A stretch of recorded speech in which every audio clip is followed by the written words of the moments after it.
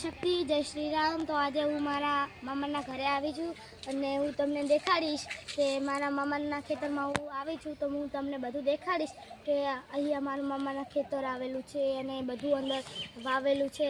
તો ચલો હું સૌથી પહેલાં હું તમને આ જામફળ દેખાડીશ। આ છે જામફળ, તમને ભાવે છે કે નહીં એ તમે કમેન્ટમાં જણાવી દેજો। પછી એક આવી ગયા જામફળ, આવી ગયું। આ બાજરી છે। હવે આ બાજરી તમે જોઈ શકો છો, હજુ કાચી છે કે પાકી છે મને ખબર નથી પડતી, તો તમે કમેન્ટમાં જણાવી દેજો। તો આ છે, હવે હું તમને આગળ જઈ અને બધું દેખાડીશ। આ છે કેરી, આ કેરીનું નામ શું છે એ પણ તમે કમેન્ટમાં જણાવી દેજો, ઝૂમ કરીને તમે જોઈ પણ શકો છો।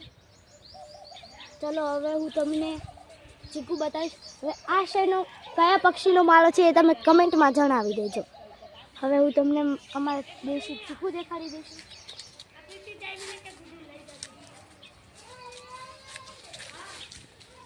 તો આ છે મારી ચીકુડી અને હું તમને એમના આવડા ચીકુ દેખાડીશ।